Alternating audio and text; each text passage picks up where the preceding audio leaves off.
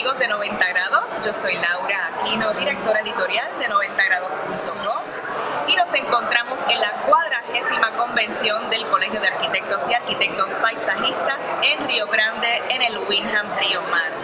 Hoy nos acompaña Garrison Architects directamente desde Brooklyn, Nueva York, quienes acaban de presentar su charla magistral Vivienda Modular después de los huracanes Sandy y Katrina.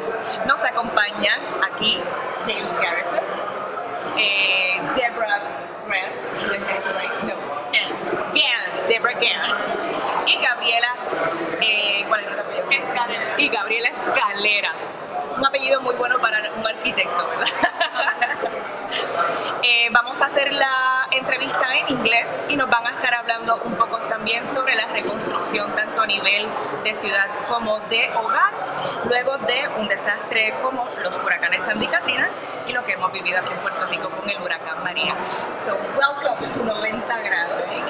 Thank you so much for being here.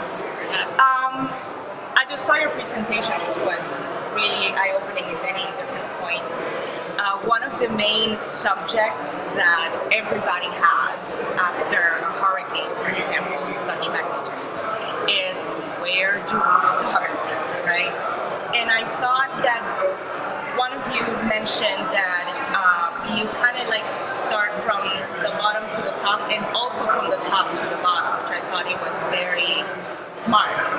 What do you have to say about your experience when you are approaching this kind of projects? Well, yeah, I think you should go. Well, you said it very clearly. You want to engage the people who were affected. People know a lot about their communities. There's a lot of knowledge on both sides. There's a lot of knowledge at the bottom, and there's a lot of knowledge at the top. And so you do want to start simultaneously. You want to help people imagine their future. And sometimes the future is a little different than the past, and that's always painful. Yeah. But that's a designer's ability and job to help people imagine what the future looks like. What's it like to live in that future? And then you have to start from the top down because the resources, the people who are in control of the resources have to understand how to make that vision come to life. And they're also used to thinking about things in certain ways or funding things in certain ways. And so it's important to start early so that paths are not set in stone. Without being able to think of rebuilding in a slightly different way. Yeah. There's an interesting thing that happens after one of these storms, and I think you touched on it. There's so much devastation. There's so many things to do at once. You don't know how to solve it.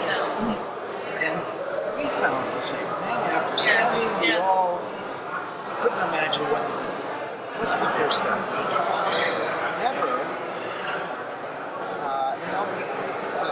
deconstruct for a group a pamphlet that told us how to clean up, just how to clean up. Yes. How to take care. In our case, we had sewage in it overflow, so we had that problem. But the thing that architects, that it turns out, their supplies, engineers, and some of that, is we can take this big problem and find a way to step forward, piece at a time. So. I think that's a really good point. I mean, part of what Jim is saying is that there have to be short-term, small-scale steps as well as large-scale, long-term steps. That it's too overwhelming. Yeah. And so you want to find the thing that you can do right now, but you have to understand simultaneously and make sure that's not going to get in the way of what you want to do in the long term. Yes. Our colleague Jonathan Marble loaded up chainsaws and flew them down to in the first weeks of the storm, after the storm. To cut down the trees. So those first steps are necessary. And the first step should have something that reinforces your identity. and reminds you of what's beautiful and wonderful about where you live in your way of life. So in New Orleans, so we had a little brochure about cleaning up, but we had another one about replanting your garden. Because before the house is fixed, you could still, in New Orleans they love their backyards, the trees are really important. So how could you immediately go and plan your future? And you can do that quite easily. It gives people hope. So one of the ways we explore these things by community meetings, inviting everybody to come and talk about what their experience, what their problems are, and what solutions they may have for one another, or some of the professionals who may have been through this or maybe thinking about it may have. So I think that's very helpful because people immediately start thinking, how can we avoid this problem the next time? Yes. And finding those solutions in an affordable way that people can really work with, they take some work. It's not, it's not so fast. So that's something that we really can come together and discuss and find some, good solutions. And also I find it really interesting, a couple of things. First, how you divide things in steps, because it's very different in the first few weeks or the first couple of months. Like the ones who work here, like myself, it's like, how do I clean up without water, without electricity? I don't have any gasoline to use, electrical, anything to cut trees or whatnot. What can we do? And then when are those things accessible? Different steps on depending on which resources are available in order to rebuild and clean up. And also thinking of, like you mentioned, those scales, from the scale of one single home and one family to the scale of the city, so that one feeds the other, and you keep the community, which is the soul of the whole thing. And it's, I think, the biggest challenge. What would you say is, how do you plan those steps from the small scale and then from the top scale? Some of those things plan themselves. And as we start to recover from the first blow, such as storm, our needs start to evolve. If we're on the ball, we do some things simultaneously. So one thing also is you need to organize community. Yes. And that's really a hard thing. And I think sometimes I didn't always get exactly the design built that we would have liked, but we left the communities much better organized. And so the first thing you really have to do is organize the community. There's a saying, it's true, the church is a great organizer. So you want to use whatever institutions you already have in place. You don't want to have to always just invent something. So if there is a local school organization, church organization, you want to use the social networks you already have in place, and you want to build from them, and it might generate a new notion of community. In Brooklyn, we ended up with block associations, which hadn't existed. But that's the first thing you do, because and then people help each other. One person can take the lead. There's strength in numbers. People can take on different roles. So it's really organizing community is one of the first steps that has to happen. And there's a bridge that's necessary between the political structures and the community. Right. And architects are very good at providing that bridge. Yes, we are. And so, for instance, we'll find things on the ground. In the case of Post Sandy, there's this business of restoring the furnaces so that they would not flood again. And that information needs to be taken to the politicians so that they can effect changes in policy that might allow that. So this back and forth needs to exist. Because I think what we tried to show in our presentation was that these elements are not always aligned. Yeah. That there are rules, policies, codes that don't allow the kind of next steps that might be logical that people might need to take. And you mentioned really well a good example of how, in the context of a small town, local in Puerto Rico, and with your personal experience, how does that become a community? Because, like you well said, the walls of my house or my place are not confined to just the literal walls of my house.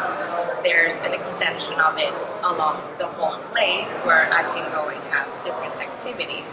How would you say in Puerto Rico, at least in that context from your experience, that the community is being built? Because it works differently in rural spaces. There you have to rely on family and then on the people right around you. But what would you say would be the core of how those connections are made in your hometown, let's say? Well, I really think that when you grow in an urban context, you're much aware of the neighbor, right? Mm-hmm. You're sharing resources, so you're always conscious about the limits of my footprint and the limits of the other, right? And how can we share in a nice way? How can we coexist in a nice way to make those resources available for everybody and for them to continue being that way? What I proposed during the presentation was to revisit our towns and look at them with fresh eyes. They have the social infrastructure, which means what Deborah was saying, like the church, the icons, the parts that give them some, how you say, like, you can say importance, right? Like people recognize them and they feel identified with. And using those and building new communities around those, like the plaza, the theaters, then you can find common ground and help to build stronger communities. If you have a strong community, then you have resilience. It's not only about being able to respond at the moment, it's also to be ready for the next, right? Like Deborah talked a lot about how sharing resources is easier than just providing a resilient house, right? If you have a resilient community, then you're splitting the cost, you're splitting the resources. And also, something that you kind of brought up was, how do I bring strategic, am I being strategic about bringing certain generators that would not only bring people together, but that at the same time can multiply into something else that the community can take on, and then you can leave it at there. What would you have to say about that? I think that the approach I have, it's outside I don't want to say the regular architecture practice, but at least it's what I'm envisioning to do, is to really be involved with the community and work projects where you can use design as a tool to do small, medium, large, you can say, impact projects. But once you work with a certain group or person, how that project can have multiple successes, like the individual success and the community success. How can I help the individual to get where he wants and maybe further? And how can that project also respond to the community? And I think those are really very important. We have these interesting examples of places, sometimes small towns, sometimes neighborhoods in larger cities, where just one or two things happen. Where someone seeds something like that, or an artist comes in and they have a project, or they transform some storefront, and all of a sudden, these things have tremendous power in people's imaginations. People come through, they go, oh, something's happening here. maybe I'd like to see what that is. And the changes of this. And in the very commercial world of real estate development, it's a strategic method that is used to raise property prices for short-term gain. But it's something that we can co-op and really use in a better way. Yeah. It's sometimes called urban acupuncture. Yeah. I love that. Yeah. Yeah, that's exactly what it is. I want a t-shirt on it. It's good. But yeah, you mentioned the panaderia or the bakery, which is, we don't think about it because it's so, something we It's see so every day. given, right? But And it's different from the one that we have here than in the States. yeah. But yes, it is a place that not only brings people together and you have your coffee and you buy your bread every day, but also you buy different things. Yeah. It would be in a critical place. If it survives, it would be fantastic because that would certainly be the center point of people not only getting together but getting resources. Right. Or even at the point in that first month, we had no telecommunications, Right. and we rarely had any radio. Right. We could rarely hear what's going on. And it's actually when people get together, then we would get the news. Yeah. Can we use this Yeah. road? Where do we get what? Yeah. Can just at least to, even if you have like an office or a business, to go back there Yeah. and then reconnect to that other community that you have, which might be away from home. But I think that also, speaking more of a little more architecture, let's say, also the lessons learned that we have as how do we build, or how we do, at times it's just something as simple as how is the closure of this window, which can make such a huge difference. Or how do I actually organize in a larger scale? How do we build certain roads or certain infrastructure? In the home scale or in the smaller scale, in the building scale, what would you say have been with like your designs that you have learned? What would be your biggest lesson or the most valuable lessons that you have found when you're building that way for these communities? That's a great question, and you're touching on how do you build a road. It's not so different from how do you deal with your house. Mm-hmm. Because if you put a road in a place where you need to spend tremendous resources to keep it there in the next storm, you may not be able to afford it, you may not be successful, all these things will come to bear. If your home is situated in such a way where maybe the water is a problem, or maybe the roof is particularly exposed, or there's a large tree, whatever it is, you have to use some common sense and reinforce what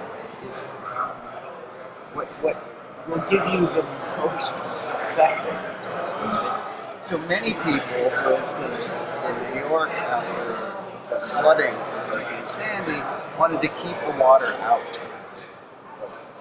It was almost impossible, and the expense was enormous. So they accepted the fact that the water, they'll either move or the water will flow through, the house will get raised. But there are solutions that have to recognize reality.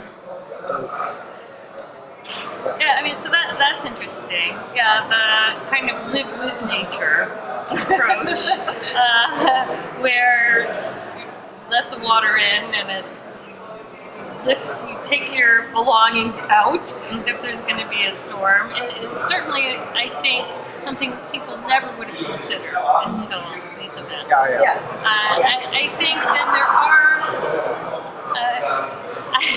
I used to teach a funny little course called the Hurry Plan for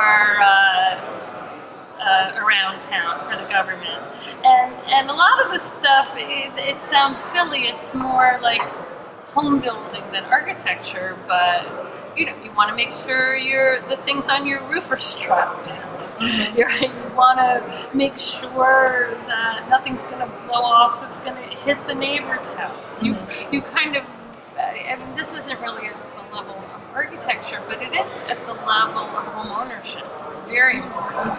And you have to play out in your head a scenario of what will go wrong if it can go wrong. And looking around the trade fair, it's interesting, right? Because I think a house is, we've been talking about modular prefabricated houses, but in fact, even a stick-built house, even a house built on a site is filled with products, such as windows. And we're going to see the development of all kinds of product lines that homeowners can use and be more sensitive to hurricane shutters. There's going to be all kinds of things that will rejigger your house like a new toaster. One of the things that's happening, though, is that these storms are unprecedented power. Yeah. Yes. Right. So the way we built in the past has to be adjusted. And if they keep getting more powerful, we'll have to keep adjusting. Right, we've already gotten to the point where our usual homeowner solutions we use for conventional dwellings can't withstand these storms. So now we have to reinvent. Yeah. So, and some of it is happening at the level. We would suggest the whole house as a prefabricated object, but just the components as well. When we say design with nature now, I think we've gotten to the point where these storms are so strong that we need to look at the siting of the house in places where it will be less subject to these renovations.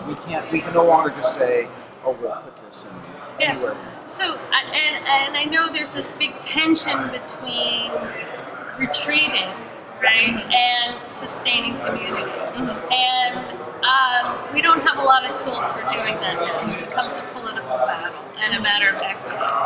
But I think even the government is, different governments in different places are starting to consider what this means and developing the notion of you relocate not a single person, but you actually relocate a community. And I think that's where Gabby's plan is very interesting, because her wonderful idea of you have these towns, these wonderful towns that have lost a lot of their population.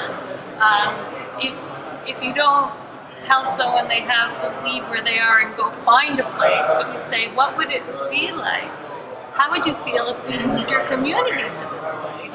I think it could be a wonderful strategy, because it helps do 2 or 3 things at once in terms of resilience. Yeah, and the reality is that I've been thinking about this way before Maria, right? And it's a good response to Maria, but I mean, we have seen for so long how the towns are more and more empty.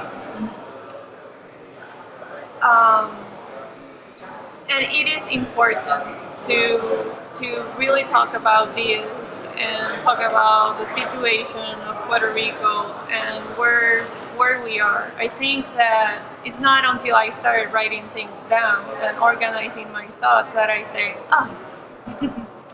our identity issues or questions or open questions, like we no longer have centers, civic centers where people gather and have common things, right? Everybody's in their individual houses, individual places. You go to a shopping mall and it's public, right? You're welcome to walk in, but you're still doing your own private activity, right? You're shopping, you're not interacting with anybody. There is nothing else common other than whatever is available for you to buy. So really thinking about those things and try to lift up, it's not only about hurricane resiliency, but it's about economy resiliency. It's about other things that come with that. You know, I think there's a very strong underlying logic as well in the fact that these early towns were often situated in places where people had their choice, right, as opposed to contemporary development where the land ownership or the land costs start to drive where people build. In these early towns, they're often in very good places. They're protected. They were chosen strategically during a time when it wasn't so easy to combat nature. People would not necessarily put a townscape where it would get flooded or where it was exposed to horrific winds or whatever it might be. So these towns are very useful. And actually bringing people back together into the city centers by default reactivates its commercial activities and everything around it to serve those people who are actually being back there. It's like, you know, sometimes nature tells us to go back to the drawing board or take a step back, you know, because we have gone maybe a little too far. And maybe that's what's needed in order for those things to happen. Because as you well said, the cities already have the infrastructure and the ability to receive these people back. We're pretty much vacant right now. One last thing I wanted you to tell me about, because since you were talking about modular living, we have seen in the last few decades the evolution and at times the obsession of people with modular living and how much it has evolved, because in the beginning people might think it's a kind of housing or typology of building that is not as strong and not as stable, and even at times it is even portable. But we have seen also other types where they have been built in a way that are actually stronger and that actually can shorten the amount of time of construction. What would you say have you been in your personal experience about modular living that now is even better than, let's say, 20 years ago? Well, I think there is some modular techniques that are mature. And Deborah and rebuilding after Sandy, the wood modular industry in the United States is a mature industry. The industry, the possibility that we build modular buildings for, say, for tropical climates like Puerto Rico or other places is evolving. It's not fully mature. When we look at what it can do, it has amazing possibilities, because if we compare it to the automobile industry, which we've been doing recently, just always looking at where we are in construction versus manufacturing, there's a couple of interesting differences. One is that the automobile industry responded to the consumer by establishing price points that people could afford. In the construction industry, we pay what the construction industry desires. There's a difference in the way we position the product versus its affordability. The other thing is that we can measure the performance of a product. Whether it's a blender or an automobile, it can be tested, compared, we can look at its value. Very difficult to do with construction. We don't really know what's behind the walls, much of it. So the evolution of building to product both has an economic and a performance possibility as we move forward. But one of the things as architects that we have really taken on is to make sure that if we do this, if we make buildings this way, they are as individualized, as beautiful, and as desirable as the architecture that is made by you. And so this is part of our project, and is a very big deal. And I think this is a story not quite completed yet. Yes. Oh no. Something it's in play. It's an ever evolving thing, and as we find things that happen that we haven't foreseen, it's like we need to tweak it here and there. But that's part of the beauty of it. Yeah. That's. Well, thank you so much Thank for you. giving us of your time and your wisdom. And I hope that you can enjoy your time in Puerto Rico and come back soon. Well, we've already enjoyed it very much. Thank you. Yeah, we will. Thank you so much. Thank you. Y recuerden siempre que en 90 grados contamos historias de diseño.